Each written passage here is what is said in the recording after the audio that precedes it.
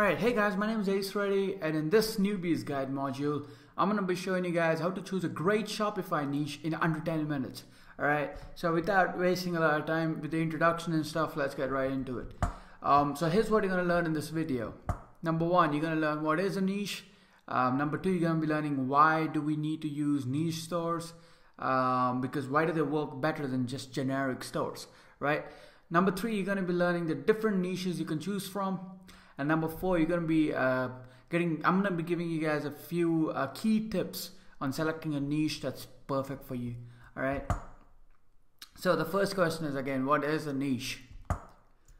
A niche is really a segment of the market that you want to go and conquer. Why build a niche store? Here's a few pros of building a niche store. Okay. So when I say what a niche store means, it basically means that you choose one segment of the market. So for example, if you want to go after people that love fishing, then you're in the fishing niche. If you want to go after people that actually love to play video games, then you're in the video gaming niche. All right, and then you create products and mugs and t-shirts and stuff like that to sell to them.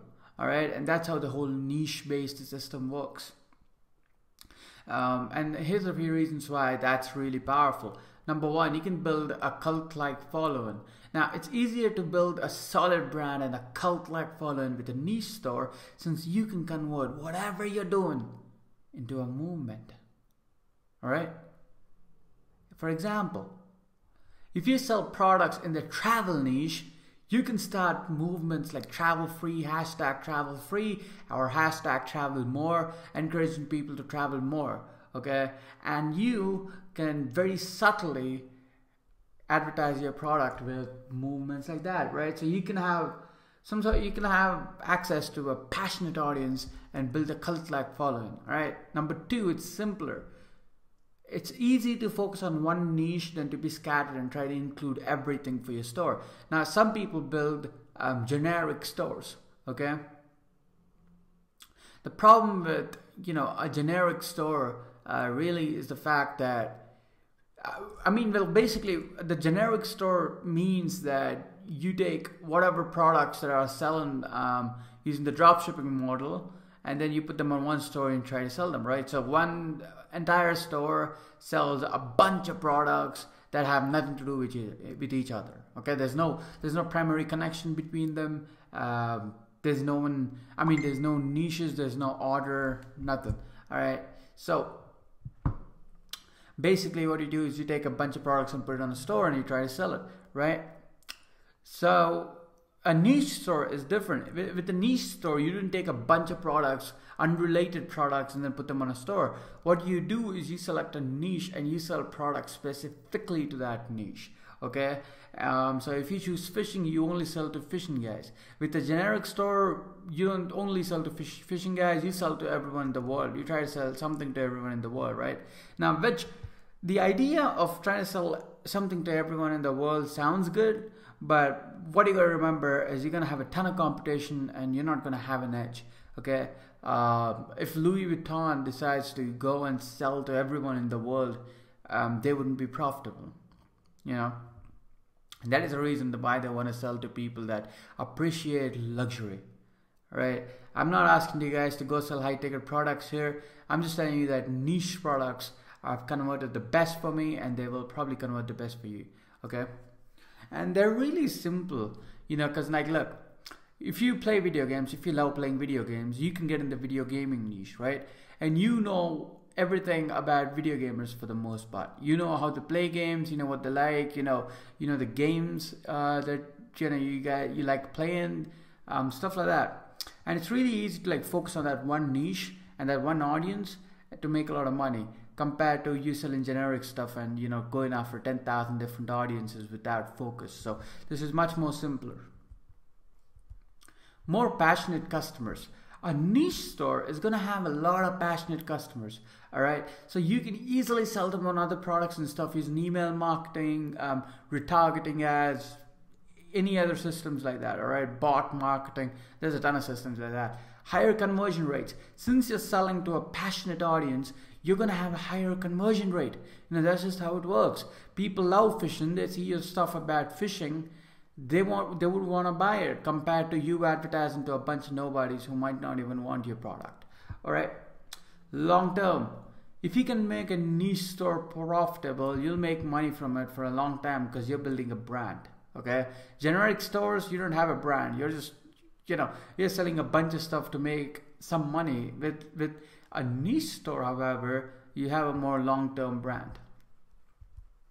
And it's easy to sell the business and our brand because people would rather buy, a business that's evergreen than a business that just capitalizes on trends like, the generic store. So, that's just self-explanatory. So with some people, what they do is they try to captivate on trends, right? So for example, they'll like create a store and they'll be like selling a bunch of stuff. So for Christmas, they're gonna sell like ugly Christmas sweaters, stuff like that. And then instantly they keep like trying to find like what products are trending and they try to keep pushing that, right? Which makes them money. But again, it's a terrible idea because you're basically gonna be looking for new products. You're gonna be a gold digger, okay? And you're not gonna have a good business. It's not a business. You're just being like the third party salesman kind of thing. And it's sleazy as fuck, and this is one of the reasons why not a lot of people actually make money with the whole e-commerce business model, anyway, here's a niche store, right? So this is a store in the babies niche or the kids niche. And I mean, look, I'm going to show you both the stores, the niche store and the generic store. You can decide what you would rather buy from. All right, so let's say you have a kid, okay, and you're trying to buy him or her some clothes. Where would you rather buy from? A site that is specifically dedicated to selling great clothes for kids, or a generic store that looks like this with a bunch of other stupid products? All right, I mean, you guys could think about it. I mean, look at this and look at this, right? Where would you rather buy from if you had to buy your kids some clothes? A niche specific store or a stupid general store, right? So what are these different niches? What niches or what options do you have? Well, here we go. Let me tell you. Number one, guns. People are very passionate about guns, especially right now. So guns is a great niche.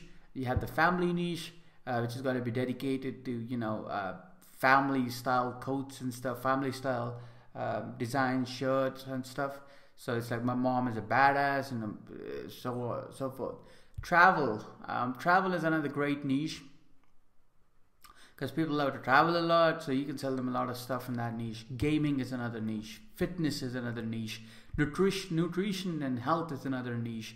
Cute stuff is another niche. Entrepreneurial niche is good. Animals, fantasy and mythology, occupations, special skills, food, literature. Tons of great niches, right? There's more out there, but these are like the broad ones that I remember right now. Key tips to select a niche that's perfect for you, okay? Because now we know a bunch of niches out there, the names of a bunch of niches out there, and the real question is, how do you select a niche that's perfect for you, right? I'm going to show you exactly how to do it, or I'm going to give you a few tips on how to do it. All right, number one, pick a niche you're super passionate about. Okay, this is a very, very, very key thing, honestly, because a lot of people pick niches that they don't know anything about, that they're not passionate about, and then they run their business into the ground.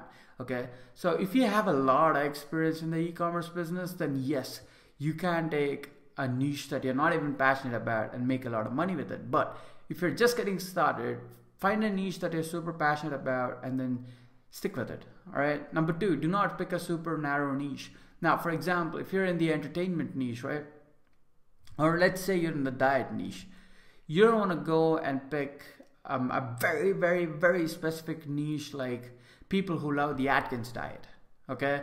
Because there are buyers out there. There's a ton of buyers out there, and they might buy your products, but the scaling is very limited. You can't scale your store from there to $100,000 mark or $200,000 mark unless you're Albert Einstein, okay? Yeah, and it's harder to do that. All right, so don't pick a super narrow niche. You don't want to go after people that are people that love Atkins diet. Instead, you go after people that are into health and nutrition, right? So that's the broad niche, right? So go after people that are into health and nutrition, not into a specific diet, because that's going to mess things up. Do not pick a niche that's super broad. Now, you don't want to make a mistake of picking a niche that's mega broad either. So some people, they're like, oh, I want to sell to only millennials. That's the only thing that I'm going to be targeting. Now, that's a bad idea, because there's a ton of millennials out there, and it's not specific, okay? It's too broad. It's going to be harder for you to make any money from it unless you're really good with the designs and stuff. Okay, so do not pick a niche that's super broad, and do not pick a niche that's super narrow. You got to keep it in between, maintain a perfect balance. Another example is maybe the gaming niche. All right, so if you guys in the gaming niche, you don't want to go after people that are specifically playing Call of Duty, because that's a very small niche. It's extremely limited. Now you can create a design and go after people that that play Call of Duty, but your main store needs to reflect the main core niche, which in this case is gaming. It's not Call of Duty, it's not Fortnite, it's gaming.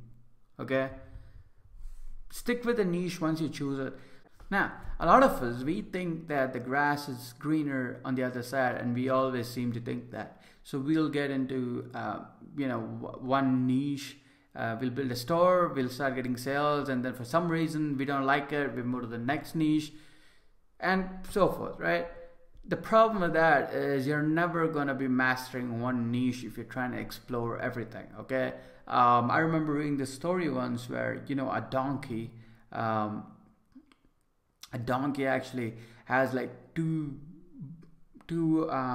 plates of food or something like that right in front of it, okay, and it can't choose as to what it wants to eat first, and it tries to look at one, it looks at two, it looks at one, it looks at two, it tries to see what plate to eat food from, because it wants to eat both, but it doesn't know where to start.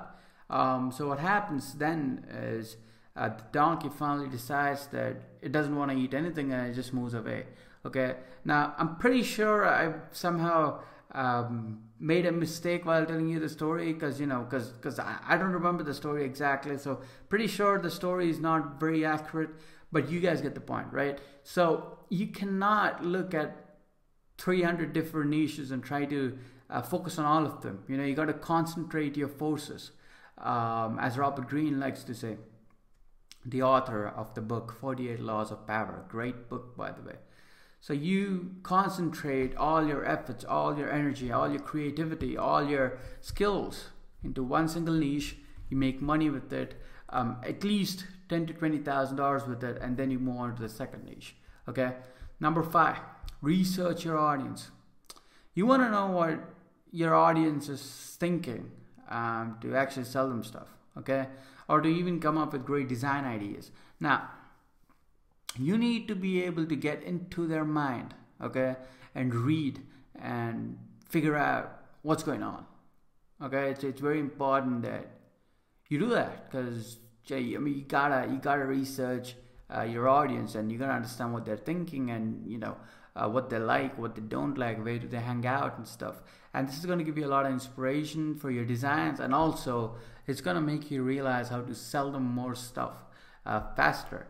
Okay, so for a person playing Call of Duty a lot, he really likes the fact that his KD ratio or some shit like that is high, right? Or he's a prestige level or something like that. Now, if you create a design that says, I'm a prestige something, he's probably going to buy your stuff, right? And that you can only figure out by understanding your audience and understanding your niche and your audience on a deeper level. All right, so I hope you guys enjoyed this module. If you have any questions whatsoever, you can email me at ace@eliteaffiliategroup.com. Let's make some money together, guys. All right, peace.